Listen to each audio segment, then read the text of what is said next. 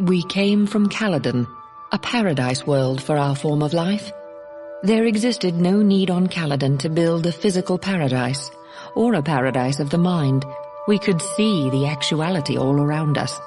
And the price we paid was the price men have always paid for achieving a paradise in this life. We went soft. We lost our edge.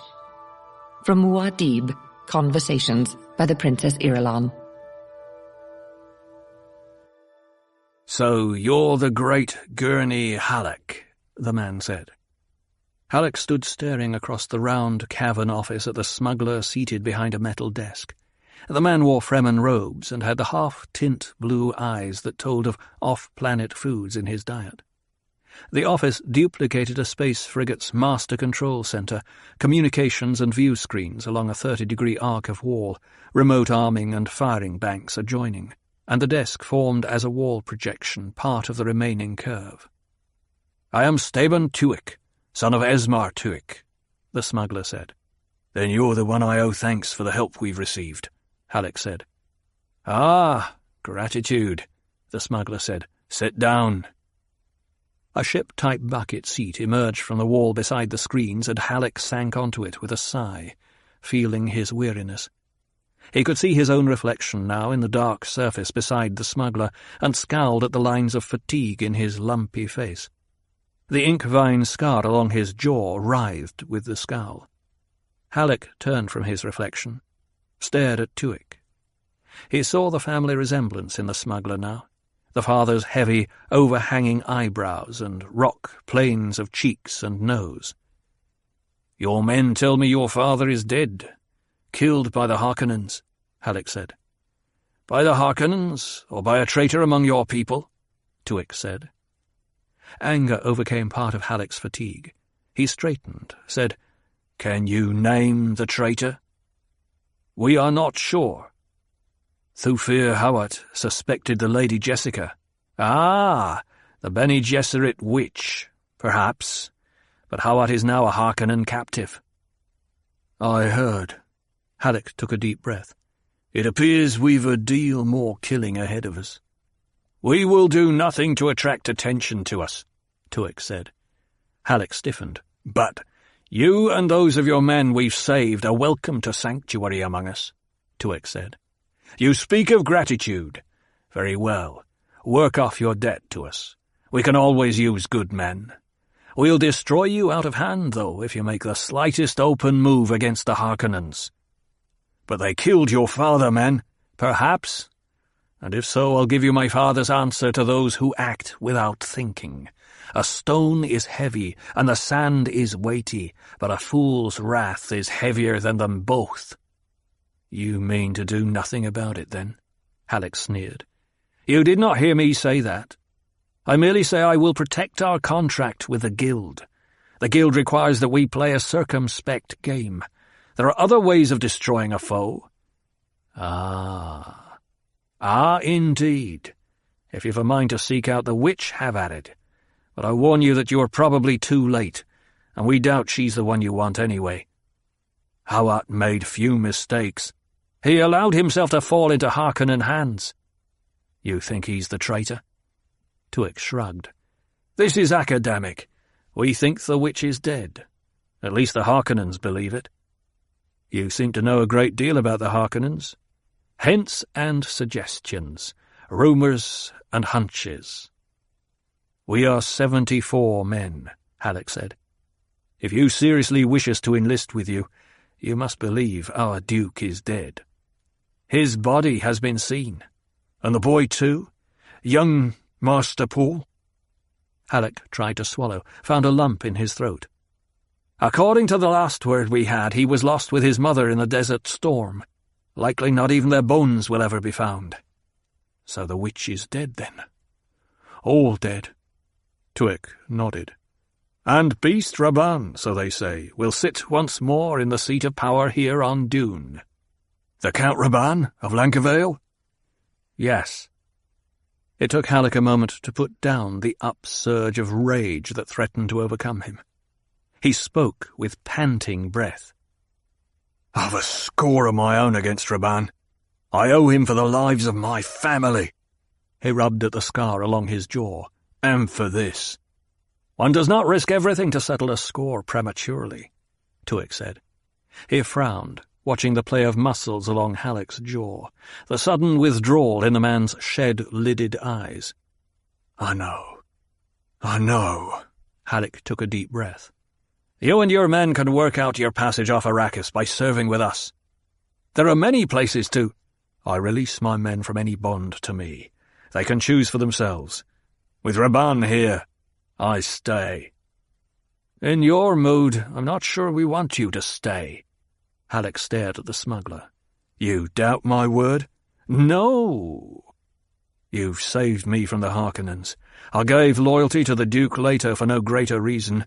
I'll stay on Arrakis, with you, or with the Fremen. Whether a thought is spoken or not, it is a real thing, and it has power," Tuek said. "You might find the line between life and death among the Fremen to be too sharp and quick." Halleck closed his eyes briefly, feeling the weariness surge up in him.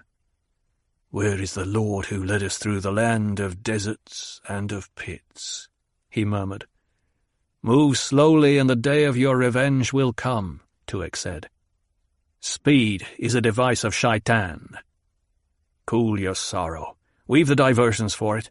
3 things there are that ease the heart: water, green grass, and the beauty of woman." Halleck opened his eyes. "I would prefer the blood of Rabban Harkonnen flowing about my feet." He stared at Tuek. "You think that day will come?" "I have little to do with how you'll meet tomorrow, Gurney Halleck. I can only help you meet today." "Then I'll accept that help and stay until the day you tell me to revenge your father and all the others who—" "Listen to me, fighting man," Tuek said. He leaned forward over his desk, his shoulders level with his ears, eyes intent. The smuggler's face was suddenly like weathered stone. "My father's water, I'll buy that back myself, with my own blade."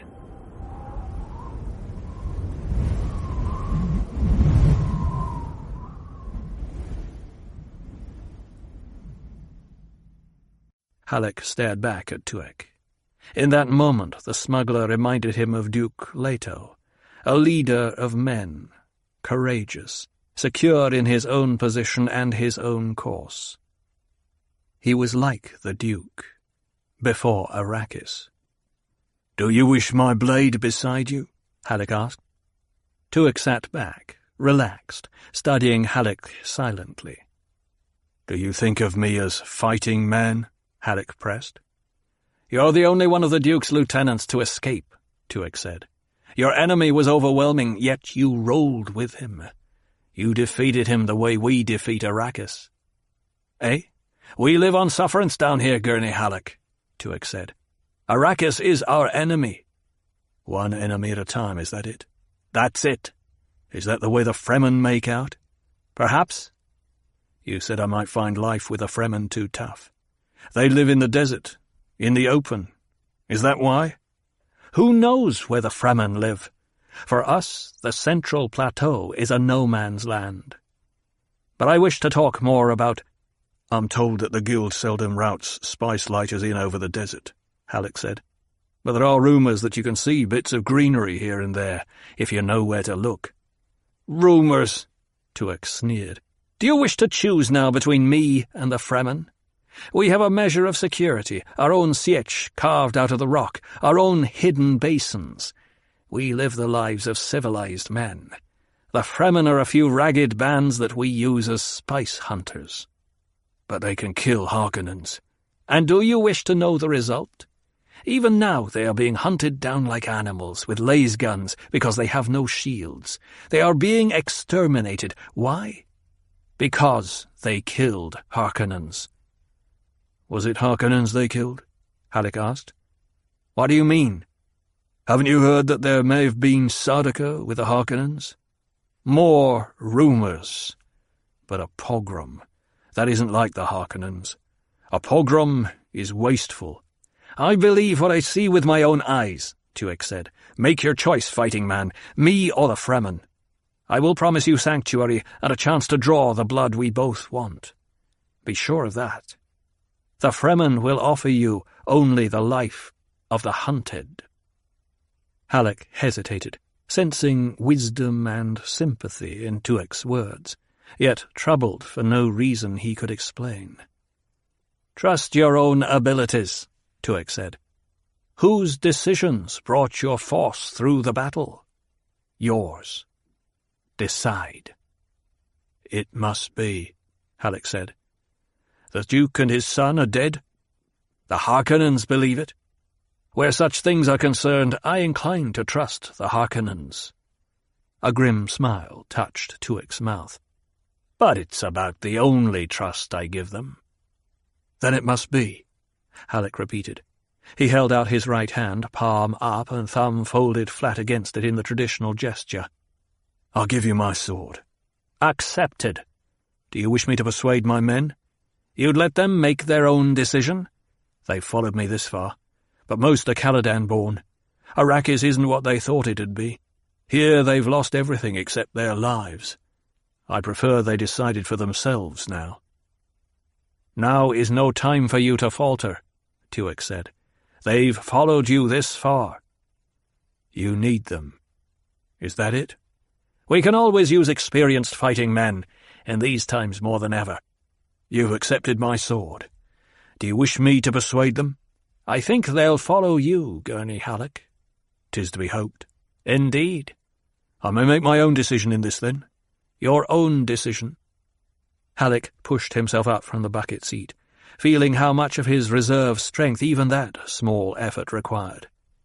"For now, I'll see to their quarters and well-being," he said. "Consult my quartermaster," Tuek said. "Drisk is his name. Tell him it's my wish that you receive every courtesy. I'll join you myself presently. I've some off-shipments of spice to see to first." "Fortune passes everywhere," Halleck said. "Everywhere," Tuek said. "A time of upset is a rare opportunity for our business." Halleck nodded, heard the faint susurration, and felt the air shift as a lock-port swung open beside him. He turned, ducked through it, and out of the office. He found himself in the assembly hall through which he and his men had been led by Tuek's aides. It was a long, fairly narrow area, chewed out of the native rock, its smooth surface betraying the use of cut-ray burners for the job. The ceiling stretched away high enough to continue the natural supporting curve of the rock and to permit internal air convection currents. Weapons racks and lockers lined the walls. Halleck noted with a touch of pride that those of his men still able to stand were standing, no relaxation in weariness and defeat for them. Smuggler medics were moving among them, tending the wounded. Litter cases were assembled in one area down to the left, each wounded man with an Atreides companion. The Atreides training. We care for our own. It held like a core of native rock in them, Halleck noted. One of his lieutenants stepped forward, carrying Halleck's 9-string balisette out of its case. The man snapped a salute, said, "Sir, the medics here say there's no hope for Matai. They have no bone and organ banks here, only outpost medicine. Matai can't last, they say. And he has a request of you." "What is it?" The lieutenant thrust the balisette forward. "Matai wants a song to ease his going, sir. He says you'll know the one. He's asked it of you often enough." The lieutenant swallowed. "It's the one called My Woman, sir." "If you—" "I know." Halleck took the balisette, flicked the multi-pick out of its catch on the fingerboard. He drew a soft chord from the instrument, found that someone had already tuned it. There was a burning in his eyes, but he drove that out of his thoughts as he strolled forward, strumming the tune, forcing himself to smile casually. Several of his men and a smuggler medic were bent over one of the litters. One of the men began singing softly as Halleck approached, catching the counter beat with the ease of long familiarity. My woman stands at her window, curved lines against square glass, upraised arms, bent, downfolded, against sunset red and golded. Come to me, warm arms of my lass, for me, the warm arms of my lass." The singer stopped, reached out a bandaged arm and closed the eyelids of the man on the litter. Halleck drew a final soft chord from the balisette, thinking, "Now we are 73. Family life of the royal creche is difficult for many people to understand, but I shall try to give you a capsule view of it. My father had only one real friend, I think. That was Count Casimir Fenring, the genetic eunuch, and one of the deadliest fighters in the Imperium. The Count, a dapper and ugly little man, brought a new slave concubine to my father one day, and I was dispatched by my mother to spy on the proceedings. All of us spied on my father as a matter of self-protection. One of the slave concubines permitted my father under the Bene Gesserit Guild agreement could not, of course, bear a royal successor. But the intrigues were constant and oppressive in their similarity. We became adept, my mother and sisters and I, at avoiding subtle instruments of death. It may seem a dreadful thing to say, but I'm not at all sure my father was innocent in all these attempts. A royal family is not like other families. Here was a new slave concubine then, red-haired like my father, willowy and graceful. She had a dancer's muscles, and her training obviously had included neuro-enticement. My father looked at her for a long time as she postured unclothed before him. Finally, he said, "She is too beautiful. We will save her as a gift." You have no idea how much consternation this restraint created in the royal creche. Subtlety and self-control were, after all, the most deadly threats to us all. In my father's house, by the Princess Irulan. Paul stood outside the still tent in the late afternoon. The crevasse where he had pitched their camp lay in deep shadow. He stared out across the open sand at the distant cliff, wondering if he should waken his mother, who lay asleep in the tent. Folds upon folds of dunes spread beyond their shelter. Away from the setting sun, the dunes exposed greased shadows so black they were like bits of night. And the flatness. His mind searched for something tall in that landscape. But there was no persuading tallness out of heat-addled air and that horizon, no bloom or gently shaken thing to mark the passage of a breeze, only dunes and that distant cliff beneath a sky of burnished silver blue. What if there isn't one of the abandoned testing stations across there? He wondered. What if there are no Fremen either, and the plants we see are only an accident? Within the tent, Jessica awakened, turned onto her back and peered sidelong out the transparent end at Paul. He stood with his back to her, and something about his stance reminded her of his father. She sensed the well of grief rising within her and turned away. Presently she adjusted her stillsuit, refreshed herself with water from the tent's catch pocket, and slipped out to stand and stretch the sleep from her muscles. Paul spoke without turning. "I find myself enjoying the quiet here." How the mind gears itself for its environment, she thought, and she recalled a Bene Gesserit axiom. The mind can go either direction under stress, toward positive or toward negative, on or off. Think of it as a spectrum whose extremes are unconsciousness at the negative end and hyperconsciousness at the positive end. The way the mind will lean under stress is strongly influenced by training. "It could be a good life here," Paul said. She tried to see the desert through his eyes, seeking to encompass all the rigors this planet accepted as commonplace, wondering at the possible futures Paul had glimpsed. One could be alone out here, she thought, without fear of someone behind you, without fear of the hunter. She stepped past Paul, lifted her binoculars, adjusted the oil lenses, and studied the escarpment across from them. Yes, saguaro in the arroyos, and other spiny growth, and a matting of low grasses, yellow-green in the shadows. "I'll strike camp," Paul said. Jessica nodded, walked to the fissure's mouth where she could get a sweep of the desert, and swung her binoculars to the left. A salt pan glared white there with a blending of dirty tan at its edges, a field of white out there where white was death. But the pan said another thing. Water. At some time, water had flowed across that glaring white. She lowered her binoculars, adjusted her burnous, listened for a moment to the sound of Paul's movements. The sun dipped lower. Shadows stretched across the salt pan. Lines of wild colour spread over the sunset horizon. Colour streamed into a toe of darkness, testing the sand. Coal-coloured shadows spread, and the thick collapse of night blotted the desert. Stars. She stared up at them, sensing Paul's movements as he came up beside her. The desert night focused upward, with a feeling of lift toward the stars. The weight of the day receded. There came a brief flurry of breeze across her face. "The first moon will be up soon," Paul said. "The pack's ready. I planted the thumper." We could be lost forever in this hell place, she thought, and no one to know. The night wind spread sand runnels that grated across her face, bringing the smell of cinnamon, a shower of odours in the dark. "Smell that," Paul said. "I can smell it even through the filter," she said. "Riches. But will it buy water?" She pointed across the basin. "There are no artificial lights across there." "Fremen would be hidden in a sietch behind those rocks," he said.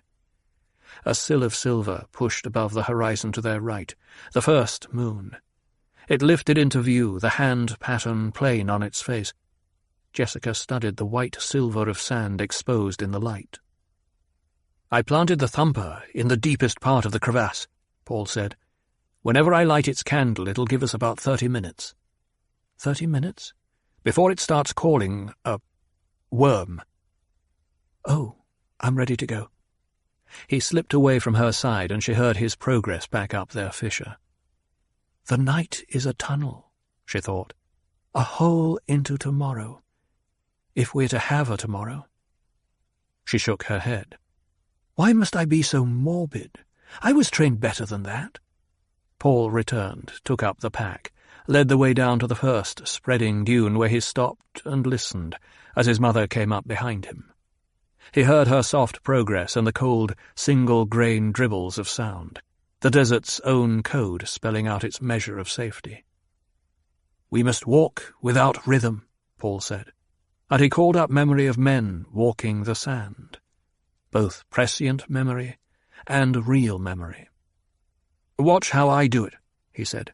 "This is how Fremen walk the sand." He stepped out onto the windward face of the dune, following the curve of it, moved with a dragging pace. Jessica studied his progress for 10 steps, followed, imitating him. She saw the sense of it. They must sound like the natural shifting of sand, like the wind. But muscles protested this unnatural, broken pattern. Step, drag, drag, step, step, wait, drag, step. Time stretched out around them. The rock face ahead seemed to grow no nearer. The one behind still towered high. Lump, lump, lump, lump. It was a drumming from the cliff behind. "The thumper!" Paul hissed.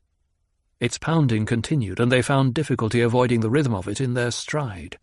Lump, lump, lump, lump. They moved in a moonlit bowl punctured by that hollowed thumping, down and up through spilling dunes, step, drag, wait, step, across pea sand that rolled under their feet, drag, wait, step. And all the while their ears searched for a special hissing. The sound, when it came, started so low that their own dragging passage masked it, but it grew louder and louder out of the west. Lump, lump, lump, lump, drummed the thumper. The hissing approach spread across the night behind them. They turned their heads as they walked, saw the mound of the coursing worm. "Keep moving," Paul whispered. "Don't look back." A grating sound of fury exploded from the rock shadows they had left. It was a flailing avalanche of noise. "Keep moving," Paul repeating. He saw that they had reached an unmarked point where the two rock faces, the one ahead and the one behind, appeared equally remote. And still behind them, that whipping, frenzied tearing of rocks dominated the night. They moved on, and on, and on. Muscles reached a stage of mechanical aching that seemed to stretch out indefinitely, but Paul saw that the beckoning escarpment ahead of them had climbed higher. Jessica moved in a void of concentration, aware that the pressure of her will alone kept her walking. Dryness ached in her mouth. But the sounds behind drove away all hope of stopping for a sip from her still-suit's catch pockets. Lump, lump. Renewed frenzy erupted from the distant cliff, drowning out the thumper. Silence. "Faster," Paul whispered. She nodded, knowing he did not see the gesture, but needing the action to tell herself that it was necessary to demand even more from muscles that already were being taxed to their limits. The unnatural movement. The rock face of safety ahead of them climbed into the stars, and Paul saw a plain of flat sand stretching out at the base. He stepped onto it, stumbled in his fatigue, righted himself with an involuntary out-thrusting of a foot. Resonant booming shook the sand around them. Paul lurched sideways 2 steps. Boom! Boom! "Drum sand!" Jessica hissed. Paul recovered his balance. A sweeping glance took in the sand around them, the rock escarpment perhaps 200 meters away. Behind them he heard a hissing, like the wind, like a riptide where there was no water. "Run!" Jessica screamed. "Paul, run!" They ran. Drum sound boomed beneath their feet. Then they were out of it and into pea gravel. For a time the running was a relief to muscles that ached from unfamiliar, rhythmless use. Here was action that could be understood. Here was rhythm. But sand and gravel dragged at their feet, and the hissing approach of the worm was storm sound that grew around them.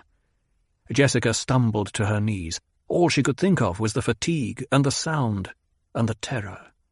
Paul dragged her up. They ran on, hand in hand. A thin pole jutted from the sand ahead of them. They passed it, saw another. Jessica's mind failed to register on the poles until they were past. There was another wind-etched surface thrust up from a crack in rock.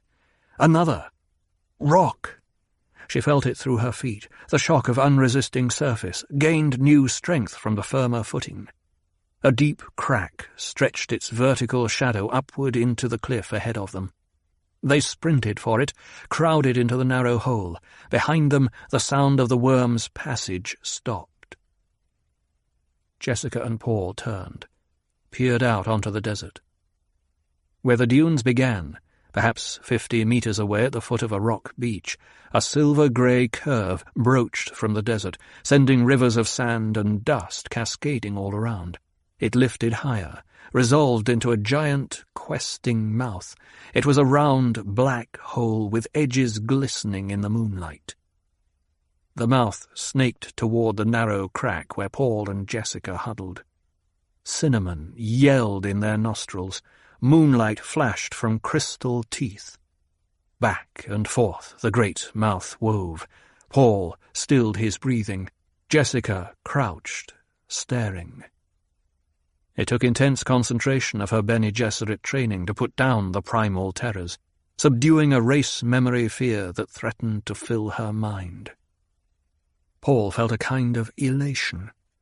In some recent instant he had crossed a time barrier into more unknown territory.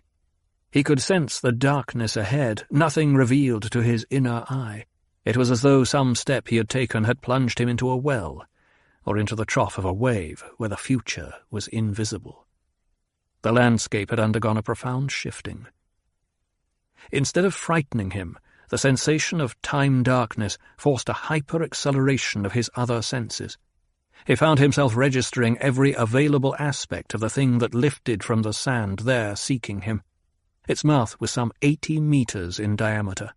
crystal teeth with the curved shape of crysknives glinting around the rim, the bellows breath of cinnamon, subtle aldehydes, acids. The worm blotted out the moonlight as it brushed the rocks above them. A shower of small stones and sand cascaded into the narrow hiding place. Paul crowded his mother farther back.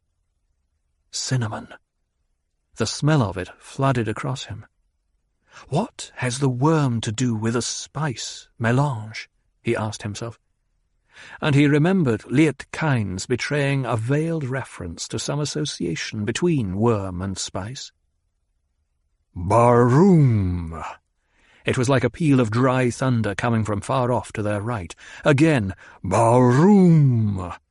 The worm drew back onto the sand, lay there momentarily, its crystal teeth weaving moon flashes. Lump, lump, lump, lump. Another thumper, Paul thought. Again it sounded off to their right. A shudder passed through the worm. It drew farther away into the sand. Only a mounded upper curve remained, like half a bell mouth, the curve of a tunnel rearing above the dunes. Sand rasped. The creature sank farther, retreating, turning. It became a mound of cresting sand that curved away through a saddle in the dunes. Paul stepped out of the crack, watched the sand wave recede across the waste toward the new thumper summons. Jessica followed, listening. Lump, lump, lump, lump, lump. Presently the sound stopped. Paul found the tube into his stillsuit, sipped at the reclaimed water. Jessica focused on his action, but her mind felt blank with fatigue and the aftermath of terror. "Has it gone for sure?" she whispered.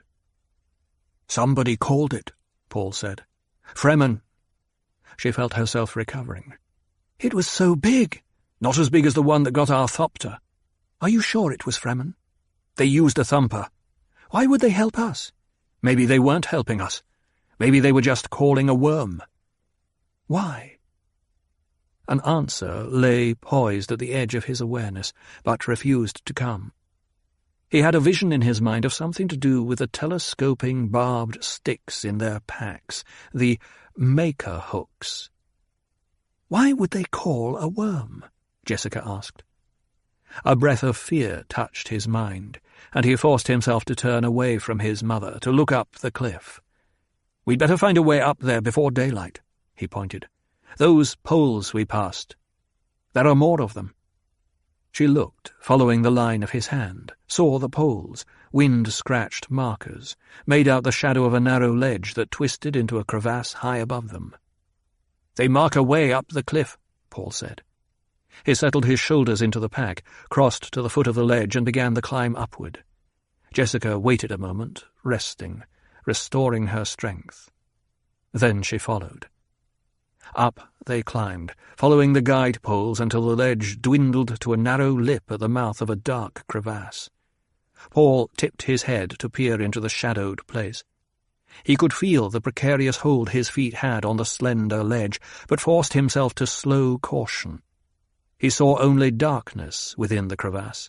It stretched away upward, open to the stars at the top. His ears searched, found only sounds he could expect, a tiny spill of sand, an insect burr, the patter of a small running creature. He tested the darkness in the crevasse with one foot, found rock beneath a gritting surface. Slowly he inched around the corner, signalled for his mother to follow. He grasped the loose edge of her robe, helped her around. They looked upward at starlight framed by two rock lips.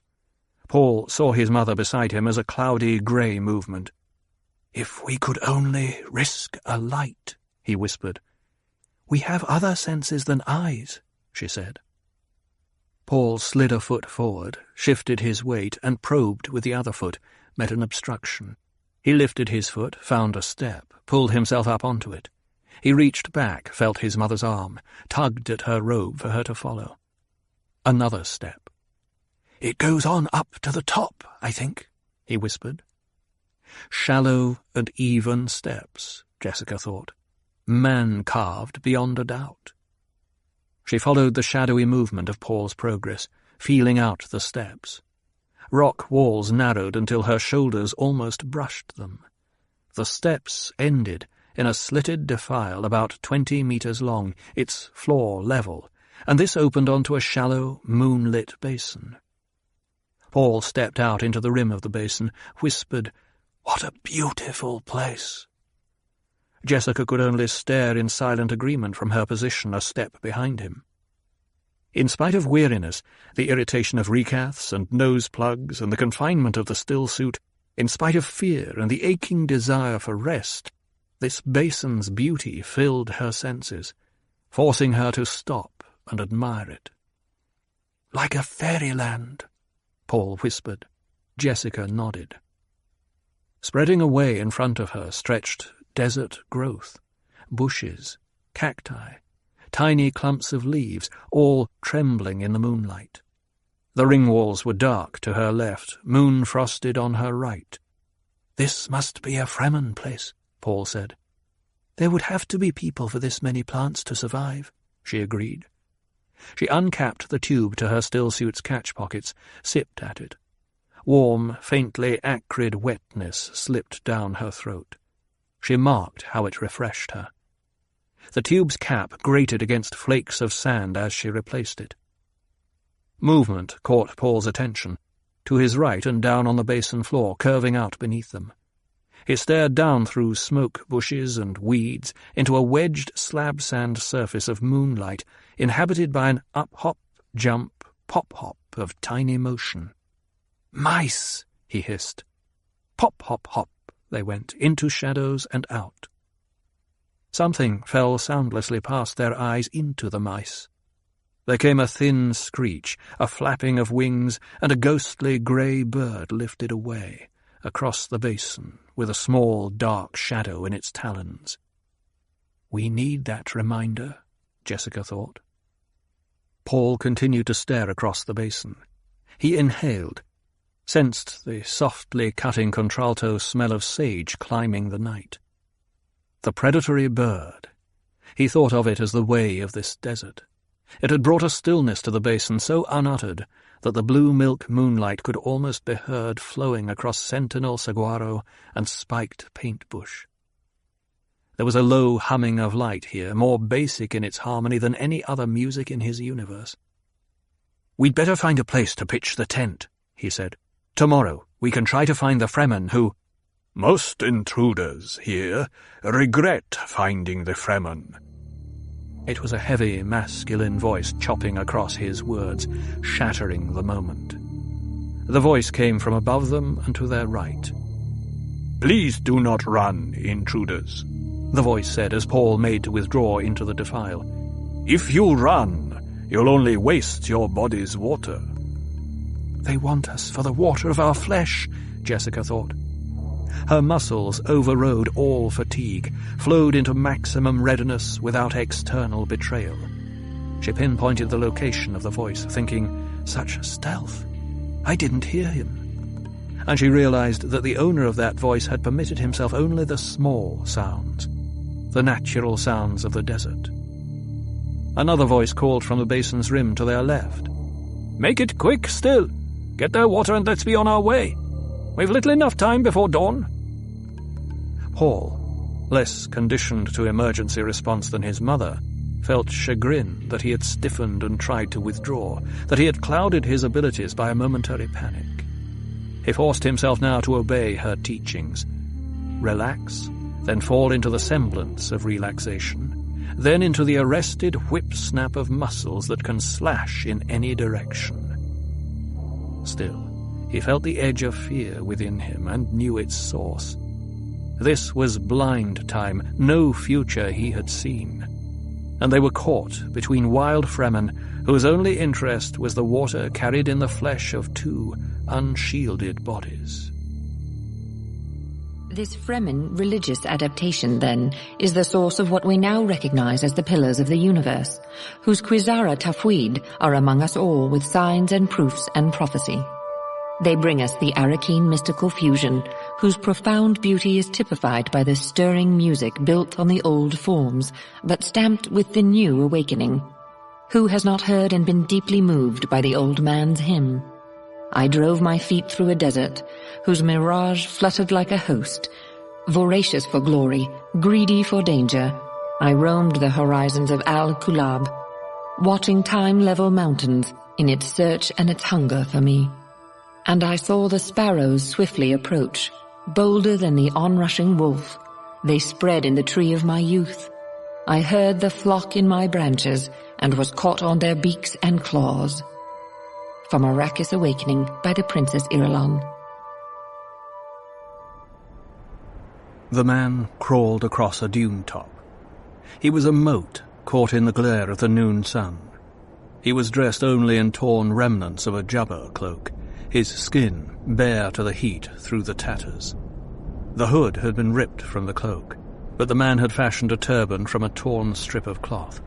Wisps of sandy hair protruded from it, matched by a sparse beard and thick brows. Beneath the blue-within-blue eyes, remains of a dark stain spread down to his cheeks. A matted depression across moustache and beard showed where a still-suit tube had marked out its path from nose to catch pockets. The man stopped half across the dune crest, arms stretched down the slip face. Blood had clotted on his back and on his arms and legs. Patches of yellow-grey sand clung to the wounds. Slowly he brought his hands under him, pushed himself to his feet, stood there swaying. And even in this almost random action, there remained a trace of once precise movement. I am Liet Kynes.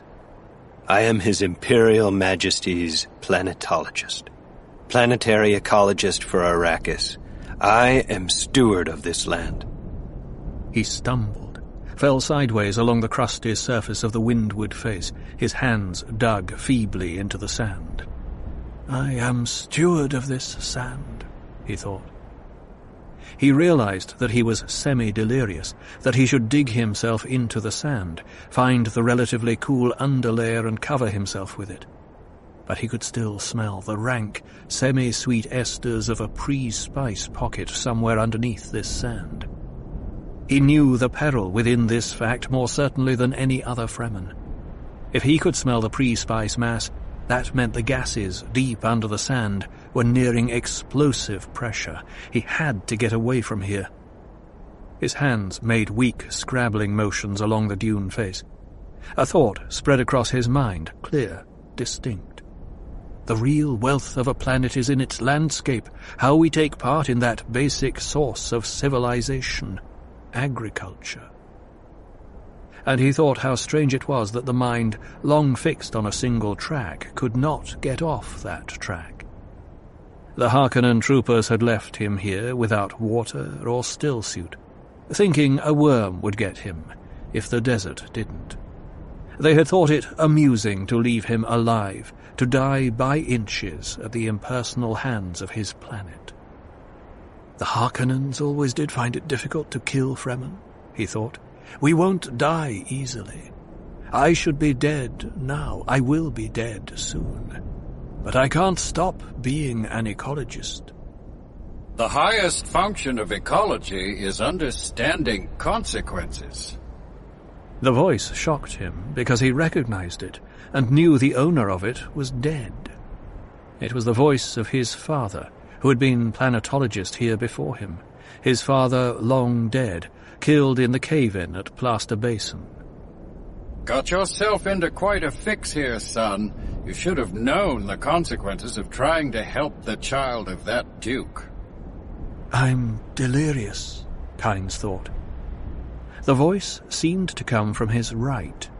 Kynes scraped his face through sand, turning to look in that direction. Nothing except a curving stretch of dune dancing with heat devils in the full glare of the sun. The more life there is within a system, the more niches there are for life.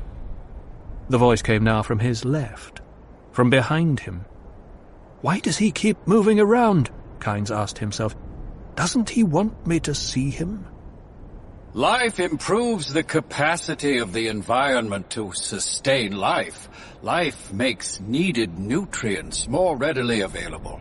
It binds more energy into the system through the tremendous chemical interplay from organism to organism. Why does he keep harping on the same subject? Kynes asked himself. I knew that before I was 10. Desert hawks, carrion eaters in this land, as were most wild creatures, began to circle over him. Kynes saw a shadow pass near his hand, forced his head farther around to look upward. The birds were a blurred patch on silver-blue sky, distant flecks of soot floating above him. We are generalists. You can't draw neat lines around planet-wide problems. Planetology is a cut-and-fit science. What's he trying to tell me? Kynes wondered. Is there some consequence I failed to see? His cheek slumped back against the hot sand, and he smelled the burned rock odor beneath the pre-spice gases. From some corner of logic in his mind, a thought formed. Those are carrion-eater birds over me. Perhaps some of my Fremen will see them and come to investigate. To the working planetologist, his most important tool is human beings. You must cultivate ecological literacy among the people. That's why I've created this entirely new form of ecological notation. He's repeating things he said to me when I was a child, Kynes thought. He began to feel cool. But that corner of logic in his mind told him, the sun is overhead. You have no still suit, and you're hot. The sun is burning the moisture out of your body. His fingers clawed feebly at the sand. They couldn't even leave me a still suit. The presence of moisture in the air helps prevent too rapid evaporation from living bodies. Why does he keep repeating the obvious? Kynes wondered. He tried to think of moisture in the air, grass covering this dune. Open water somewhere beneath him, a long qanat, flowing with water open to the sky except in text illustrations. Open water, irrigation water. It took 5,000 cubic meters of water to irrigate 1 hectare of land per growing season, he remembered. Our first goal on Arrakis is grassland provinces. We will start with these mutated poverty grasses. When we have moisture locked in grasslands, we'll move on to start upland forests. Then a few open bodies of water, small at first, and situated along lines of prevailing winds with wind-trapped moisture precipitators spaced in the lines to recapture what the wind steals. We must create a true sirocco, a moist wind, but we will never get away from the necessity for wind traps. Always lecturing me, Kynes thought. Why doesn't he shut up? Can't he see I'm dying? You will die, too, if you don't get off the bubble that's forming right now deep underneath you. It's there and you know it. You can smell the pre-spice gases. You know the little makers are beginning to lose some of their water into the mass. The thought of that water beneath him was maddening. He imagined it now, sealed off in strata of porous rock by the leathery half-plant, half-animal little makers, and the thin rupture that was pouring a cool stream of clearest, pure, liquid, soothing water into a pre-spice mass. He inhaled, smelling the rank sweetness. The odor was much richer around him than it had been. Kynes pushed himself to his knees, heard a bird screech, the hurried flapping of wings. This is Spice Desert, he thought. There must be Fremen about even in the day sun. Surely they can see the birds, and will investigate. Movement across the landscape is a necessity for animal life. Nomad peoples follow the same necessity. Lines of movement adjust to physical needs for water, food, minerals. We must control this movement now. Align it for our purposes. Shut up, old man. We must do a thing on Arrakis never before attempted for an entire planet. We must use man as a constructive ecological force. inserting adapted terraform life, a plant here, an animal there, a man in that place, to transform the water cycle, to build a new kind of landscape. Shut up! It was lines of movement that gave us the first clue to the relationship between worms and spice. A worm, Kynes thought, with a surge of hope. A maker's sure to come when this bubble bursts. But I have no hooks. How can I mount a big maker without hooks? He could feel frustration sapping what little strength remained to him. Water so near, only 100 meters or so beneath him. A worm sure to come, but no way to trap it on the surface and use it. Kynes pitched forward onto the sand, returning to the shallow depression his movements had defined. He felt sand hot against his left cheek, but the sensation was remote. The Arakeen environment built itself into the evolutionary pattern of native life forms. How strange that so few people ever looked up from the spice long enough to wonder at the near-ideal nitrogen-oxygen-CO2 balance being maintained here in the absence of large areas of plant cover. The energy sphere of the planet is there to see and understand. A relentless process, but a process nonetheless. There is a gap in it, then something occupies that gap. Science is made up of so many things that appear obvious after they are explained. I knew the little maker was there, deep in the sand, long before I ever saw it. Please stop lecturing me, Father. A hawk landed on the sand near his outstretched hand. Kynes saw it fold its wings, tip its head to stare at him. He summoned the energy to croak at it. The bird hopped away 2 steps, but continued to stare at him. Men and their works have been a disease on the surface of their planets before now. Nature tends to compensate for diseases, to remove or encapsulate them, to incorporate them into the system in her own way. The hawk lowered its head, stretched its wings, refolded them. It transferred its attention to his outstretched hand. Kynes found that he no longer had the strength to croak at it. The historical system of mutual pillage and extortion stops here on Arrakis. You cannot go on forever stealing what you need without regard to those who come after. The physical qualities of a planet are written into its economic and political record. We have the record in front of us, and our course is obvious. He never could stop lecturing, Kynes thought. Lecturing, lecturing, lecturing, always lecturing. The hawk hopped 1 step closer to Kynes's outstretched hand, turned its head first one way and then the other to study the exposed flesh. Arrakis is a one-crop planet. One crop.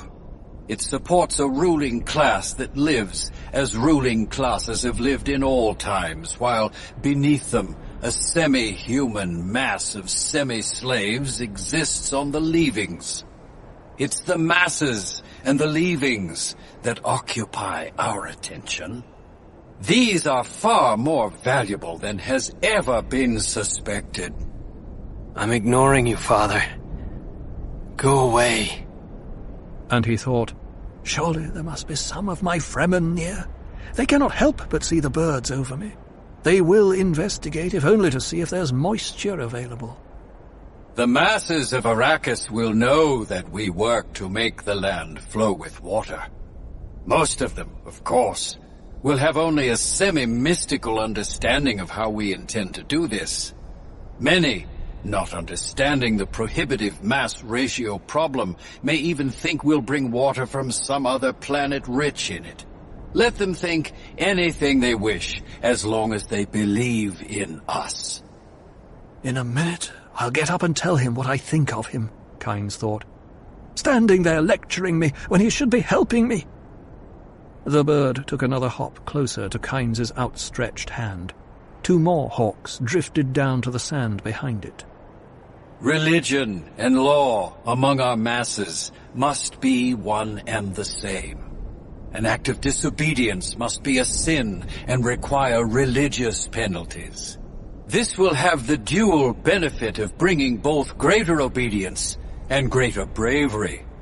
We must depend not so much on the bravery of individuals, you see, as upon the bravery of a whole population.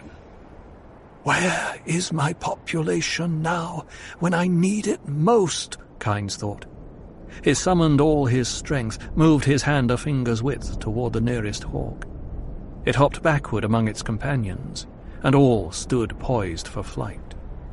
Our timetable will achieve the stature of a natural phenomenon. A planet's life is a vast, tightly interwoven fabric. Vegetation and animal changes will be determined, at first, by the raw physical forces we manipulate. As they establish themselves, though, our changes will become controlling influences in their own right, and we will have to deal with them, too. Keep in mind, though, that we need control only 3% of the energy's surface, only 3%, to tip the entire structure over into our self-sustaining system. Why aren't you helping me? Kynes wondered. Always the same. When I need you most, you fail me. He wanted to turn his head, to stare in the direction of his father's voice, stare the old man down. Muscles refused to answer his demand. Kynes saw the hawk move. It approached his hand, a cautious step at a time, while its companions waited in mock indifference. The hawk stopped only a hop away from his hand. A profound clarity filled Kynes's mind. He saw quite suddenly a potential for Arrakis that his father had never seen. The possibilities along that different path flooded through him. No more terrible disaster could befall your people than for them to fall into the hands of a hero. Reading my mind, Kynes thought. Well, let him. The messages already have been sent to my Sietch villages. Nothing can stop them. If the Duke's son is alive, they'll find him and protect him as I have commanded. They may discard the woman, his mother, but they'll save the boy. The hawk took one hop that brought it within slashing distance of his hand. It tipped its head to examine the supine flesh. Abruptly it straightened, stretched its head upward, and with a single screech leaped into the air and banked away overhead with its companions behind it. They've come, Kynes thought. My Fremen have found me. Then he heard the sand rumbling. Every Fremen knew the sound, could distinguish it immediately from the noises of worms or other desert life. Somewhere beneath him, the pre-spice mass had accumulated enough water and organic matter from the little makers, had reached the critical stage of wild growth. A gigantic bubble of carbon dioxide was forming deep in the sand, heaving upward in an enormous blow, with a dust whirlpool at its center. It would exchange what had been formed deep in the sand for whatever lay on the surface. The hawks circled overhead, screeching their frustration. They knew what was happening. Any desert creature would know. And I am a desert creature, Kynes thought. You see me, Father? I am a desert creature. He felt the bubble lift him, felt it break, and the dust whirlpool engulf him, dragging him down into cool darkness. For a moment the sensation of coolness and the moisture were blessed relief. Then, as his planet killed him, it occurred to Kynes that his father and all the other scientists were wrong, that the most persistent principles of the universe were accident and error. Even the hawks could appreciate these facts. Prophecy and prescience. How can they be put to the test in the face of the unanswered question? Consider, how much is actual prediction of the waveform, as Muad'Dib referred to his vision image, and how much is the prophet shaping the future to fit the prophecy? What of the harmonics inherent in the act of prophecy? Does the prophet see the future, or does he see a line of weakness, a fault, or cleavage that he may shatter with words or decisions, as a diamond cutter shatters his gem with the blow of a knife? Private Reflections on Muad'Dib by the Princess Irulan. "Get their water," the man calling out of the night had said, and Paul fought down his fear, glanced at his mother. His trained eyes saw her readiness for battle, the waiting whip-snap of her muscles. "It would be regrettable should we have to destroy you out of hand," the voice above them said. That's the one who spoke to us first, Jessica thought. There are at least two of them, one to our right and one on our left. "Signoro robosa sucaris in mange la chagavas, doi me camavas, na beslas lele padrobas." It was the man to their right, calling out across the basin. To Paul the words were gibberish, but out of her Bene Gesserit training Jessica recognized the speech. It was Chekhovsa, one of the ancient hunting languages, and the man above them was saying that perhaps these were the strangers they sought. In the sudden silence that followed the calling voice, the hoop-wheel face of the second moon, faintly ivory blue, rolled over the rocks across the basin, bright and peering. Scrambling sounds came from the rocks, above and to both sides, dark motions in the moonlight. Many figures flowed through the shadows. A whole troop, Paul thought with a sudden pang. A tall man in a mottled burnous stepped in front of Jessica. His mouth baffle was thrown aside for clear speech, revealing a heavy beard in the side light of the moon, but face and eyes were hidden in the overhang of his hood. "What have we here? Jinn or human?" he asked. When Jessica heard the true banter in his voice, she allowed herself a faint hope. This was the voice of command, the voice that had first shocked them with its intrusion from the night. "Human, I warrant," the man said. Jessica sensed rather than saw the knife hidden in a fold of the man's robe. She permitted herself one bitter regret that she and Paul had no shields. "Do you also speak?" the man asked. Jessica put all the royal arrogance at her command into her manner and voice. Reply was urgent, but she had not heard enough of this man to be certain she had a register on his culture and weaknesses. "Who comes on us like criminals out of the night?" she demanded. The burnous hooded head showed tension in a sudden twist, then slow relaxation that revealed much. The man had good control. Paul shifted away from his mother to separate them as targets and give each of them a clearer arena of action. The hooded head turned at Paul's movement, opening a wedge of face to moonlight. Jessica saw a sharp nose, one glinting eye, dark, so dark the eye, without any white in it, a heavy brown and upturned mustache. "A likely cub," the man said. "If you're fugitives from the Harkonnens, it may be your welcome among us. What is it, boy?" The possibilities flashed through Paul's mind. A trick? A fact? Immediate decision was needed. "Why should you welcome fugitives?" he demanded. "A child who thinks and speaks like a man," the tall man said. "Well now, to answer your question, my young Wally, I am one who does not pay the fa'i, the water tribute, to the Harkonnens. That is why I might welcome a fugitive." He knows who we are, Paul thought. There's concealment in his voice. "I am Stilgar, the Fremen," the tall man said. "Does that speed your tongue, boy?" It is the same voice, Paul thought, and he remembered the council with this man seeking the body of a friend slain by the Harkonnens. "I know you, Stilgar," Paul said. "I was with my father in council when you came for the water of your friend. You took away with you my father's man, Duncan Idaho, an exchange of friends." "And Idaho abandoned us to return to his duke," Stilgar said. Jessica heard the shading of disgust in his voice, held herself prepared for attack. The voice from the rocks above them called, "We waste time here still." "This is the Duke's son," Stilgar barked. "He's certainly the one Liet told us to seek. But a child still." "The Duke was a man, and this lad used a thumper," Stilgar said. "That was a brave crossing he made in the path of Shai Hulul." And Jessica heard him excluding her from his thoughts. Had he already passed sentence? "We haven't time for the test," the voice above them protested. "Yet he could be Lisan al-Gaib," Stilgar said.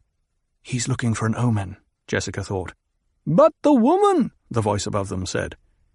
Jessica readied herself anew. There had been death in that voice. "Yes, the woman," Stilgar said. "And her water." "You know the law," said the voice from the rocks. "Ones who cannot live with the desert." "Be quiet," Stilgar said. "Times change." "Did Liet command this?" asked the voice from the rocks. "You heard the voice of the Cielago, Jamis," Stilgar said. "Why do you press me?" And Jessica thought, Cielago.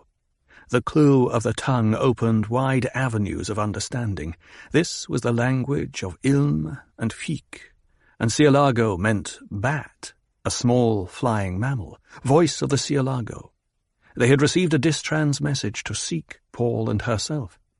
"I but remind you of your duties, friend Stilgar," said the voice above them. "My duty is the strength of the tribe," Stilgar said. "That is my only duty. I need no one to remind me of it. This child-man interests me. He is full-fleshed. He has lived on much water. He has lived away from the father-son.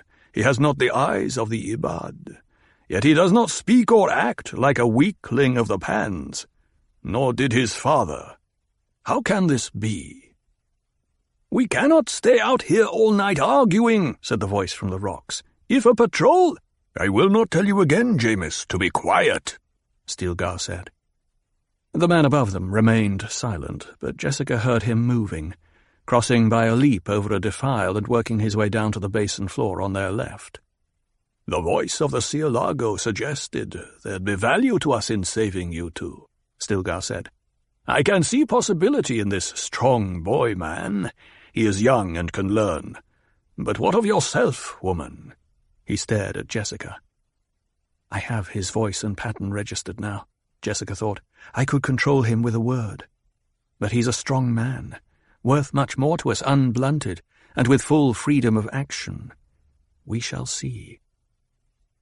"I am the mother of this boy," Jessica said. "In part. His strength, which you admire, is the product of my training." "The strength of a woman can be boundless," Stilgar said. "Certain it is in a reverend mother. Are you a reverend mother?" For the moment, Jessica put aside the implications of the question, answered truthfully, "No." "Are you trained in the ways of the desert?" "No, but many consider my training valuable." "We make our own judgments on value," Stilgar said. "Every man has the right to his own judgments," she said. "It is well that you see the reason," Stilgar said. "We cannot dally here to test you, woman. Do you understand? We'd not want your shade to plague us. I will take the boy-man, your son, and he shall have my countenance, sanctuary in my tribe. But for you, woman, you understand there is nothing personal in this. It is the rule, istisla, in the general interest. Is that not enough?" Paul took a half-step forward. "What are you talking about?" Stilgar flicked a glance across Paul, but kept his attention on Jessica. "Unless you've been deep-trained from childhood to live here, you cannot bring destruction onto an entire tribe. It is the law, and we cannot carry useless—" Jessica's motion started as a slumping, deceptive feint to the ground. It was the obvious thing for a weak outworlder to do, and the obvious slows an opponent's reactions. It takes an instant to interpret a known thing when that thing is exposed as something unknown. She shifted as she saw his right shoulder drop to bring a weapon within the folds of his robe to bear on her new position. A turn, a slash of her arm, a whirling of mingled robes, and she was against the rocks, with the man helpless in front of her. At his mother's first movement, Paul backed 2 steps. As she attacked, he dove for shadows. A bearded man rose up in his path, half-crouched, lunging forward with a weapon in one hand. Paul took the man beneath the sternum with a straight-hand jab, sidestepped and chopped the base of his neck, relieving him of the weapon as he fell. Then Paul was into the shadows, scrambling upward among the rocks, the weapon tucked into his waist sash. He had recognized it in spite of its unfamiliar shape. A projectile weapon, and that said many things about this place. Another clue that shields were not used here. They will concentrate on my mother and that Stilgar fellow. She can handle him. I must get to a safe vantage point where I can threaten them and give her time to escape. There came a chorus of sharp spring clicks from the basin. Projectiles whined off the rocks around him. One of them flicked his robe. He squeezed around a corner in the rocks, found himself in a narrow vertical crack, began inching upward, his back against one side, his feet against the other, slowly, as silently as he could. The roar of Stilgar's voice echoed up to him. "Get back, you worm-headed lice! She'll break my neck if you come near!" A voice out of the basin said, "The boy got away still. What are we—" "Of course he got away, you sand-brained— Ugh! Easy, woman!" "Tell them to stop hunting my son," Jessica said. "They've stopped, woman. He got away as you intended him to. Great gods below, why didn't you say you were a weirding woman and a fighter?"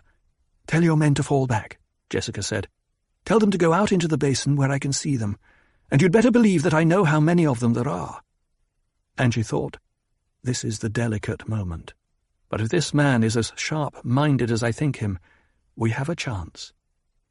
Paul inched his way upward, found a narrow ledge on which he could rest, and looked down into the basin. Stilgar's voice came up to him. "And if I refuse, how can you— Leave be, woman! We mean no harm to you. Now, great gods, if you can do this to the strongest of us, you're worth 10 times your weight of water." Now the test of reason, Jessica thought. She said, "You ask after the Lisan al-Gaib." "You could be the folk of the legend," he said, "but I'll believe that when it's been tested. All I know now is that you came here with that stupid duke who— Aye, woman! I care not if you kill me.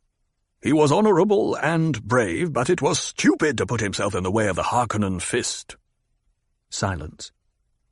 Presently Jessica said, "He had no choice. But we'll not argue it. Now, tell that man of yours behind the bush over there to stop trying to bring his weapon to bear on me, or I'll rid the universe of you and take him next." "You there!" Stilgar roared. "Do as she says!" "But still, do as she says, you worm-faced, crawling, sand-brained piece of lizard turd! Do it, or I'll help her dismember you. Can't you see the worth of this woman?" The man at the bush straightened from his partial concealment, lowered his weapon. "He has obeyed," Stilgar said. "Now," Jessica said, "explain clearly to your people what it is you wish of me. I want no young hothead to make a foolish mistake." "When we slip into the villages and towns, we must mask our origin, blend with the Pan and Graben folk," Stilgar said. "We carry no weapons, for the crysknife is sacred. But you, woman, you have the weirding ability of battle. We'd only heard of it, and many doubted, but one cannot doubt what he sees with his own eyes. You mastered an armed Fremen. This is a weapon no search could expose." There was a stirring in the basin as Stilgar's words sank home. "And if I agree to teach you the weirding way?" "My countenance for you, as well as your son." "How can we be sure of the truth in your promise?" Stilgar's voice lost some of its subtle undertone of reasoning, took on an edge of bitterness. "Out here, woman, we carry no paper for contracts. We make no evening promises to be broken at dawn. When a man says a thing, that's the contract. As leader of my people, I put them in bond to my word. Teach us this weirding way, and you have sanctuary with us as long as you wish. Your water shall mingle with our water." "Can you speak for all Fremen?" Jessica asked. "In time that may be, but only my brother Liet speaks for all Fremen. Here I promise only secrecy. My people will not speak of you to any other Sietch. The Harkonnens have returned to Dune in force, and your duke is dead. It is said that you two died in a mother storm. The hunter does not seek dead game." There's a safety in that, Jessica thought. But these people have good communications, and a message could be sent. "I presume there was a reward offered for us," she said. Stilgar remained silent, and she could almost see the thoughts turning over in his head, sensing the shifts of his muscles beneath her hands. Presently he said, "I will say it once more. I've given the tribe's word bond. My people know your worth to us now. What could the Harkonnens give us? Our freedom? Ha! No, you are the Tok'wa, that which buys us more than all the spice in the Harkonnen coffers." "Then I shall teach you my way of battle," Jessica said, and she sensed the unconscious ritual intensity of her own words. "Now, will you release me?" "So be it," Jessica said. She released her hold on him, stepped aside in full view of the bank in the basin. This is the test mashed, she thought. But Paul must know about them even if I die for his knowledge. In the waiting silence, Paul inched forward to get a better view of where his mother stood. As he moved, he heard heavy breathing suddenly stilled above him in the vertical crack of the rock, and sensed a faint shadow there outlined against the stars.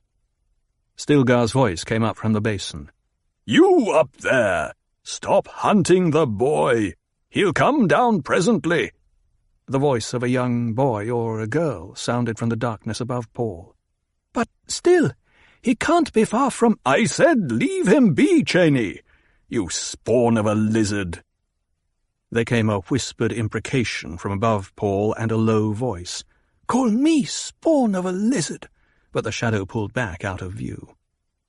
Paul returned his attention to the basin, picking out the grey-shadowed movement of Stilgar beside his mother. "Come in, all of you," Stilgar called.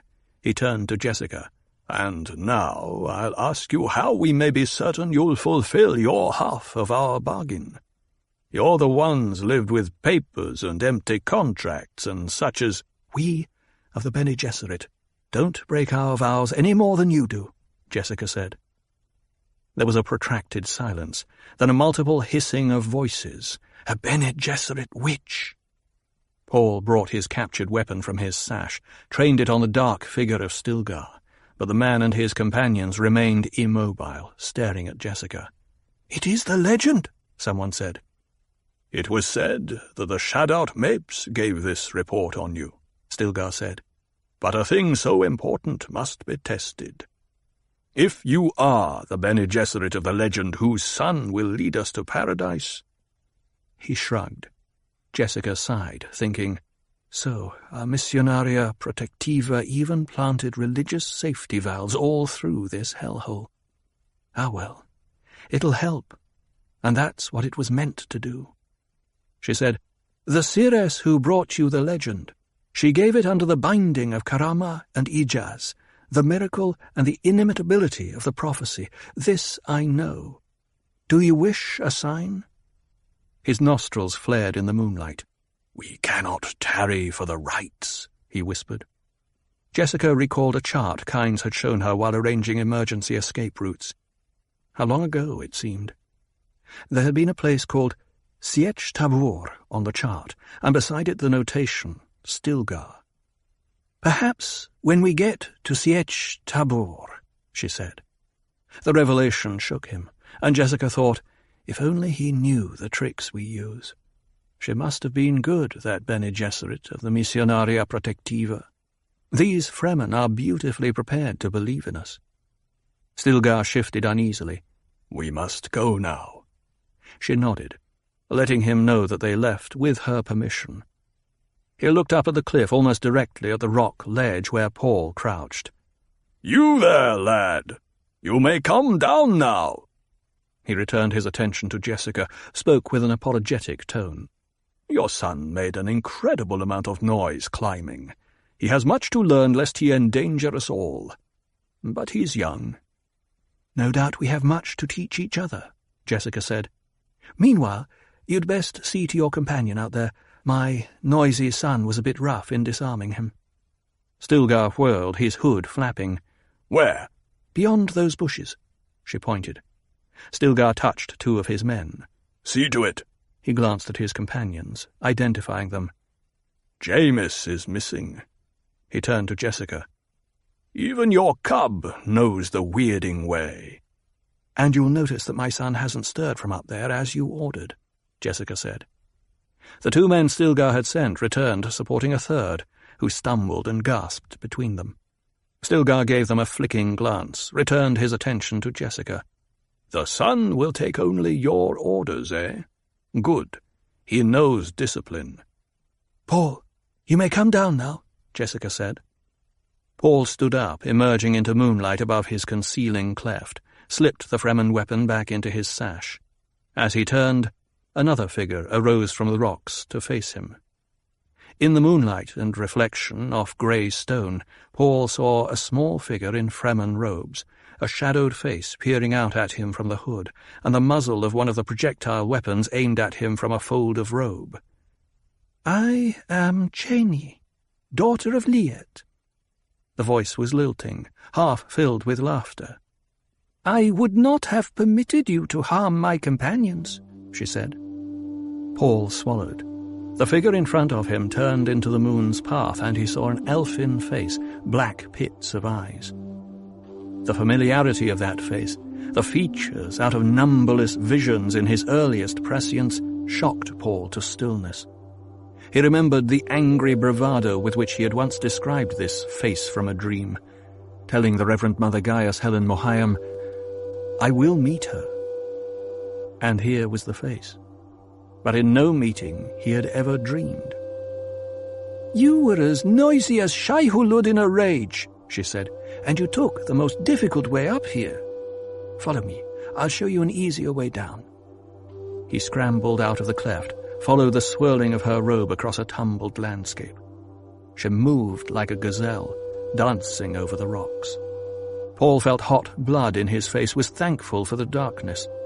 That girl! She was like a touch of destiny. He felt caught up on a wave, in tune with a motion that lifted all his spirits.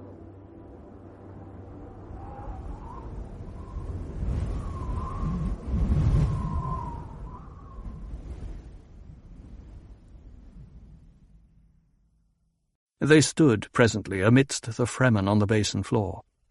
Jessica turned a wry smile on Paul, but spoke to Stilgar. "This will be a good exchange of teachings. I hope you and your people feel no anger at our violence. It seemed necessary. You were about to make a mistake."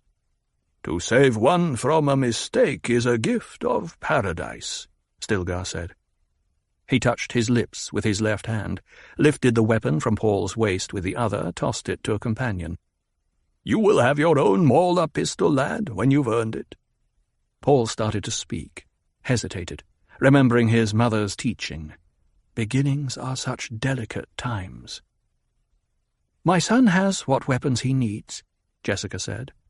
She stared at Stilgar, forcing him to think of how Paul had acquired the pistol. Stilgar glanced at the man Paul had subdued, Jameis. The man stood at one side, head lowered, breathing heavily. "You are a difficult woman," Stilgar said. He held out his left hand to a companion, snapped his fingers. "Kushtibakate!" More Chakopsa, Jessica thought. The companion pressed 2 squares of gauze into Stilgar's hand.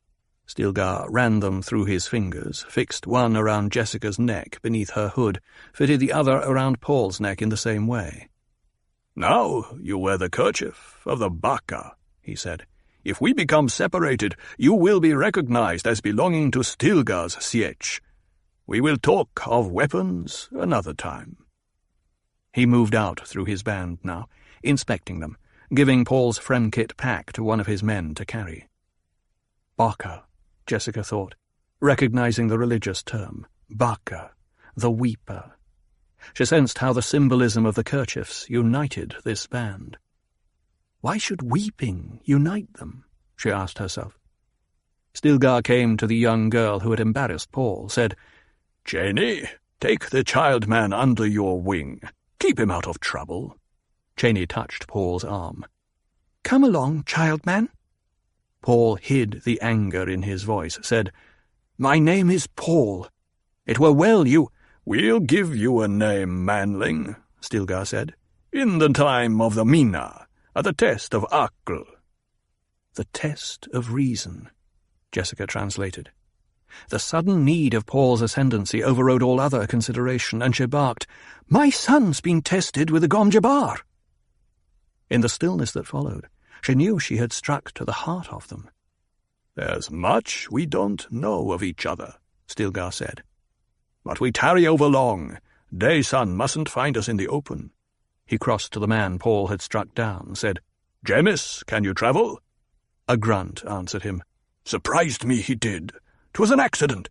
I can travel." "No accident," Stilgar said. "I'll hold you responsible with Cheney for the lad's safety, Jamis.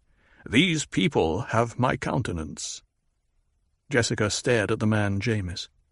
His was the voice that had argued with Stilgar from the rocks. His was the voice with death in it. And Stilgar had seen fit to reinforce his order with this Jamis. Stilgar flicked a testing glance across the group, motioned 2 men out. "Lerus and Farouk, you are to hide our tracks. See that we leave no trace. Extra care. We have 2 with us who've not been trained." He turned, hand upheld, and aimed across the basin. "In squad line with flankers. Move out. We must be at Cave of the Ridges before dawn." Jessica fell into step beside Stilgar, counting heads. There were 40 Fremen. She and Paul made it 42, and she thought, they travel as a military company. Even the girl, Cheney. Paul took a place in the line behind Cheney. He had put down the black feeling at being caught by the girl. In his mind now was the memory called up by his mother's barked reminder, "My son's been tested with the Gom Jabbar." He found that his hand tingled with remembered pain. "Watch where you go," Cheney hissed. "Do not brush against a bush, lest you leave a thread to show our passage." Paul swallowed, nodded. Jessica listened to the sounds of the troop, hearing her own footsteps and Paul's, marvelling at the way the Fremen moved. There were 40 people crossing the basin with only the sounds natural to the place, ghostly feluccas, their robes flitting through the shadows. Their destination was Sietch Tabor, Stilgar's Sietch. She turned the word over in her mind. Sietch. It was a Chekobsa word, unchanged from the old hunting language out of countless centuries. Sietch. A meeting place in time of danger. The profound implications of the word and the language were just beginning to register with her after the tension of their encounter. "We move well," Stilgar said. "With Shai-Hulud's favor, we'll reach Cave of the Ridges before dawn." Jessica nodded, conserving her strength, sensing the terrible fatigue she held at bay by force of will, and, she admitted it, by the force of elation. Her mind focused on the value of this troop, seeing what was revealed here about the Fremen culture. All of them, she thought. An entire culture trained to military order. What a priceless thing is here for an outcast duke. The Fremen were supreme in that quality the ancients called Spalensbogen, which is the self-imposed delay between desire for a thing and the act of reaching out to grasp that thing. From the wisdom of Muad'Dib by the Princess Irulan. They approached Cave of the Ridges at dawnbreak, moving through a split in the basin wall so narrow they had to turn sideways to negotiate it. Jessica saw Stilgar detach guards in the thin dawn light, saw them for a moment as they began their scrambling climb up the cliff. Paul turned his head upward as he walked, seeing the tapestry of this planet cut in cross-section with a narrow cleft gaped toward grey-blue sky. Cheney pulled at his rope to hurry him, said, "Quickly, it is already light." "The men who climbed above us, where are they going?" Paul whispered. "The first day watch," she said. "Hurry now." A guard left outside, Paul thought. Wise. But it would have been wiser still for us to approach this place in separate bands. Less chance of losing the whole troop. He paused in the thought, realizing that this was guerrilla thinking. And he remembered his father's fear that the Atreides might become a guerrilla house. "Faster," Cheney whispered. Paul sped his steps, heard the swish of robes behind, and he thought of the words of the Sirat from Yui's tiny OC Bible. Paradise on my right, hell on my left, and the angel of death behind. He rolled the quotation in his mind. They rounded a corner where the passage widened. Stilgar stood at one side, motioning them into a low hole that opened at right angles. "Quickly," he hissed. "We're like rabbits in a cage if a patrol catches us here." Paul bent for the opening, followed Cheney into a cave illuminated by thin grey light from somewhere ahead. "You can stand up," she said. He straightened, studied the place. A deep and wide area with domed ceiling that curved away just out of a man's hand reach. The troop spread out through shadows. Paul saw his mother come up on one side, saw her examine their companions, and he noted how she failed to blend with the Fremen even though her garb was identical. The way she moved, such a sense of power and grace. "Find a place to rest and stay out of the way, child man," Cheney said. "Here's food." She pressed 2 leaf-wrapped morsels into his hand. They reeked of spice. Stilgar came up behind Jessica, called an order to a group on the left. "Get the door seal in place and see to moisture security." He turned to another Fremen. "Lemil, get glow globes." He took Jessica's arm. "I wish to show you something, weirding woman." He led her around a curve of rock toward the light source. Jessica found herself looking out across the wide lip of another opening to the cave, an opening high in a cliff wall looking out across another basin about 10 or 12 kilometers wide. The basin was shielded by high rock walls. Sparse clumps of plant growth were scattered around it. As she looked at the dawn-grey basin, the sun lifted over the far escarpment, illuminating a biscuit-coloured landscape of rocks and sand. And she noted how the sun of Arrakis appeared to leap over the horizon. "It's because we want to hold it back," she thought. "Night is safer than day." There came over her then a longing for a rainbow in this place that would never see rain. "I must suppress such longings," she thought. "They're a weakness. I no longer can afford weaknesses." Stilgar gripped her arm, pointed across the basin. There you see proper Druzes." She looked where he pointed, saw movement. People on the basin floor scattering at the daylight into the shadows of the opposite cliff wall. In spite of the distance, their movements were plain in the clear air. She lifted her binoculars from beneath her robe, focused the oil lenses on the distant people. Kerchiefs fluttered like a flight of multicolored butterflies. "That is home," Stilgar said. "We will be there this night." He stared across the basin, tugging at his mustache. "My people stayed out overlate working. That means there are no patrols about. I'll signal them later, and they'll prepare for us." "Your people show good discipline," Jessica said. She lowered the binoculars, saw that Stilgar was looking at them. "They obey the preservation of the tribe," he said. "It is the way we choose among us for a leader. The leader is the one who is strongest, the one who brings water and security." He lifted his attention to her face. She returned his stare, noted the whiteless eyes, the stained eye pits, the dust-rimmed beard and mustache, the line of the catch tube curving down from his nostrils into his stillsuit.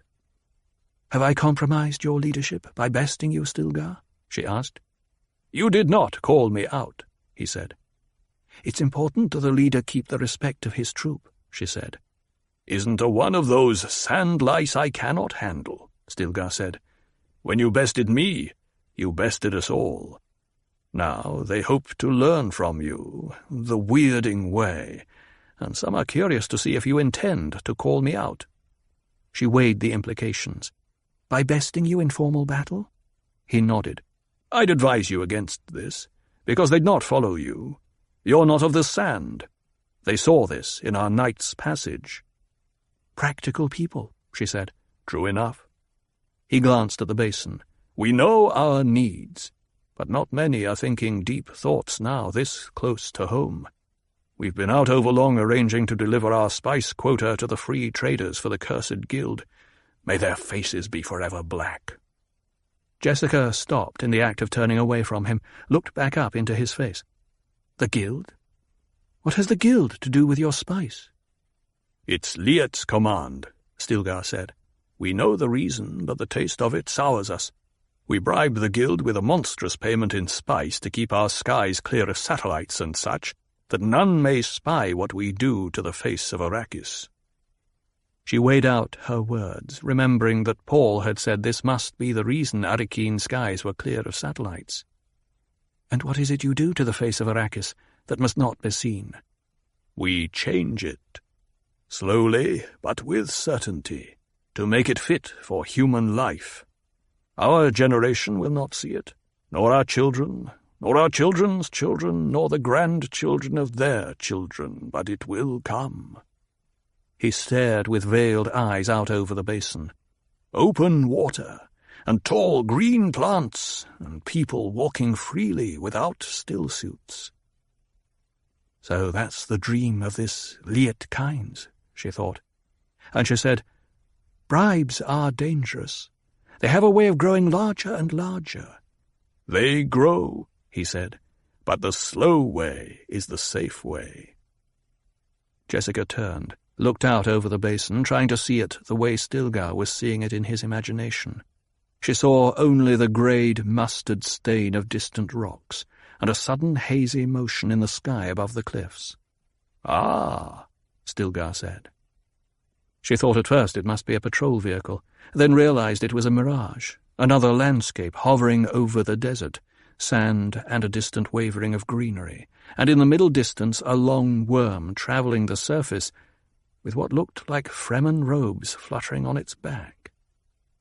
The mirage faded. "It would be better to ride," Stilgar said, "but we cannot permit a maker into this basin. Thus we must walk again tonight." Maker, their word for worm, she thought. She measured the import of his words, the statement that they could not permit a worm into this basin. She knew what she had seen in the mirage, Fremen riding on the back of a giant worm. It took heavy control not to betray her shock at the implications. "We must be getting back to the others," Stilgar said, "else my people may suspect I dally with you. Some already are jealous that my hands tasted your loveliness when we struggled last night in Turno Basin." "That will be enough of that," Jessica snapped. "No offence," Stilgar said, and his voice was mild. "Women among us are not taken against their will. And with you," he shrugged, "even that convention isn't required." "You will keep in mind that I was a duke's lady," she said, but her voice was calmer. "As you wish," he said. "It's time to seal off this opening, to permit relaxation of still-suit discipline. My people need to rest in comfort this day.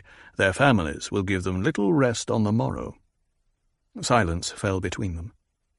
Jessica stared out into the sunlight. She had heard what she had heard in Stilgar's voice, the unspoken offer of more than his countenance. Did he need a wife? She realized she could step into that place with him. It would be one way to end conflict over tribal leadership, female properly aligned with male. But what of Paul, then? Who could tell yet what rules of parenthood prevailed here? And what of the unborn daughter she had carried these few weeks? What of a dead duke's daughter? And she permitted herself to face fully the significance of this other child growing within her, to see her own motives in permitting the conception. She knew what it was. She had succumbed to that profound drive shared by all creatures who are faced with death, the drive to seek immortality through progeny. The fertility drive of the species had overpowered them. Jessica glanced at Stilgar, saw that he was studying her, waiting. A daughter born here to a woman wed to such a one as this man. What would be the fate of such a daughter? She asked herself. Would he try to limit the necessities that a Bene Gesserit must follow? Stilgar cleared his throat and revealed then that he understood some of the questions in her mind. What is important for a leader is that which makes him a leader. It is the needs of his people. If you teach me your powers, there may come a day when one of us must challenge the other. I would prefer some alternative. There are several alternatives? She asked. The Sayadina, he said. Our Reverend Mother is old. Their Reverend Mother? Before she could probe this, he said, I do not necessarily offer myself as mate. This is nothing personal, for you are beautiful and desirable. But should you become one of my women, that might lead some of my young men to believe that I'm too much concerned with pleasures of the flesh and not enough concerned with the tribe's needs. Even now they listen to us and watch us. A man who weighs his decisions, who thinks of consequences, she thought. There are those among my young men who have reached the age of wild spirits, he said. They must be eased through this period. I must leave no great reasons around for them to challenge me, because I would have to maim and kill among them.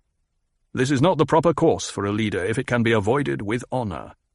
A leader, you see, is one of the things that distinguishes a mob from a people. He maintains the level of individuals. Too few individuals, and a people reverts to a mob. His words, the depth of their awareness, the fact that he spoke as much to her as to those who secretly listened, forced her to re-evaluate him. He has stature, she thought. Where did he learn such inner balance? The law that demands our form of choosing a leader is a just law, Stilgar said, but it does not follow that justice is always the thing a people needs. What we truly need now is time to grow and prosper, to spread our force over more land. What is his ancestry? She wondered. Whence comes such breeding? She said, Stilgar, I underestimated you. Such was my suspicion, he said. Each of us apparently underestimated the other, she said. I should like an end to this, he said. I should like friendship with you, and trust. I should like that respect for each other which grows in the breast without demand for the huddlings of sex. I understand, she said. Do you trust me? I hear your sincerity. Among us, he said, the Sayadina, when they are not the formal leaders, hold a special place of honor. They teach, they maintain the strength of God here. He touched his breast. Now I must probe this Reverend Mother mystery, she thought. And she said, You spoke of your Reverend Mother, and I've heard words of legend and prophecy. It is said that a Bene Gesserit and her offspring hold the key to our future, he said. Do you believe I am that one? She watched his face, thinking, The young reed dies so easily. Beginnings are times of such great peril. We do not know, he said. She nodded, thinking, He's an honorable man. He wants a sign from me, but he'll not tip fate by telling me the sign. Jessica turned her head, stared down into the basin at the golden shadows, the purple shadows, the vibrations of dust-mote air across the lip of their cave. Her mind was filled suddenly with feline prudence. She knew the cant of the Missionaria Protectiva, knew how to adapt the techniques of legend and fear and hope to her emergency needs, but she sensed wild changes here, as though someone had been in among these Fremen and capitalized on the Missionaria Protectiva's imprint. Stilgar cleared his throat. She sensed his impatience, knew that the day moved ahead and men waited to seal off this opening. This was a time for boldness on her part. And she realized what she needed, some Dar al-Hikman, some school of translation that would give her adab, she whispered. Her mind felt as though it had rolled over within her. She recognized the sensation with a quickening of pulse. Nothing in all the Bene Gesserit training carried such a signal of recognition. It could be only the adab, the demanding memory that comes upon you of itself. She gave herself up to it, allowing the words to flow from her. "Ibn Kertaiba," she said, "as far as the spoil where the dust ends." She reached out an arm from her robe, seeing Stilgar's eyes go wide. She heard a rustling of many robes in the background. "I see a Fremen with a book of examples," she intoned. "He reads to Alat, the son whom he defied and subjugated. He reads to the Sadus of the trial, and this is what he reads. Mine enemies are like green blades eaten down, that did stand in the path of the tempest. Hast thou not seen what our Lord did? He sent the pestilence among them that did lay schemes against us. They are like birds scattered by the huntsman. Their schemes are like pellets of poison that every mouth rejects." A trembling passed through her. She dropped her arm. Back to her from the inner cave's shadows came a whispered response of many voices. "Their works have been overturned." "The fire of God mount over thy heart," she said, and she thought, now it goes in the proper channel. "The fire of God set alight," came the response. She nodded. "Thine enemies shall fall," she said. "Bilal Kaifa," they answered. In the sudden hush, Stilgar bowed to her. "Sayadina," he said, "if the Shai Hulud grant, then you may yet pass within to become a reverend mother." Pass within, she thought. An odd way of putting it. But the rest of it fitted into the cant well enough, and she felt a cynical bitterness at what she had done. Our missionaria protectiva seldom fails. A place was prepared for us in this wilderness. The prayer of the Salat has carved out our hiding place. Now I must play the part of Alia, the friend of God. Sayadina to rogue peoples who've been so heavily imprinted with our Bene Gesserit soothsay, they even call their chief priestesses Reverend Mothers. Paul stood beside Cheney in the shadows of the inner cave. He could still taste the morsel she had fed him, bird flesh and grain bound with spice honey and encased in a leaf. In tasting it he had realized he never before had eaten such a concentration of spice essence, and there had been a moment of fear. He knew what this essence could do to him, the spice change that pushed his mind into prescient awareness. "Bilal Kaifa," Cheney whispered. He looked at her, seeing the awe with which the Fremen appeared to accept his mother's words. Only the man called Jamis seemed to stand aloof from the ceremony, holding himself apart with arms folded across his breast. "Dui yakain manje," Cheney whispered. "Dui pumain manje. I have 2 eyes. I have 2 feet."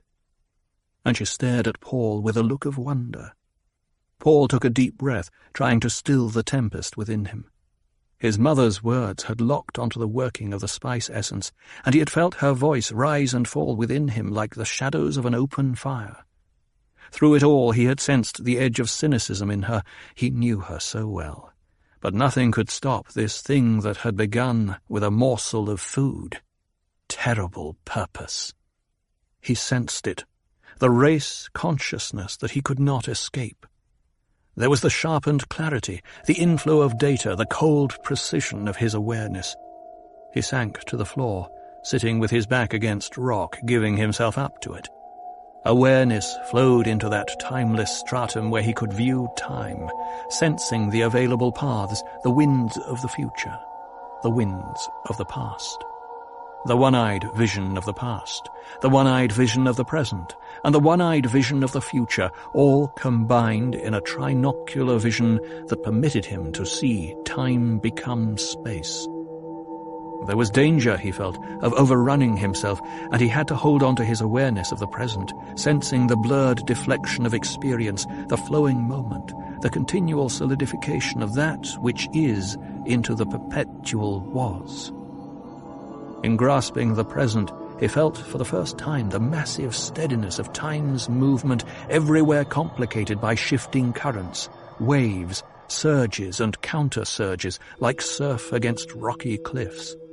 It gave him a new understanding of his prescience, and he saw the source of blind time, the source of error in it, with an immediate sensation of fear. The prescience, he realized, was an illumination that incorporated the limits of what it revealed, at once a source of accuracy and meaningful error. A kind of Heisenberg indeterminacy intervened. The expenditure of energy that revealed what he saw changed what he saw. And what he saw was a time nexus within this cave, a boiling of possibilities focused here, wherein the most minute action, the wink of an eye, a careless word, a misplaced grain of sand, moved a gigantic lever across the known universe. He saw violence with the outcomes subject to so many variables that his slightest movement created vast shiftings in the pattern. The vision made him want to freeze into immobility, but this, too, was action with its consequences. The countless consequences lines fanned out from this cave, and along most of these consequence lines he saw his own dead body, with blood flowing from a gaping knife wound.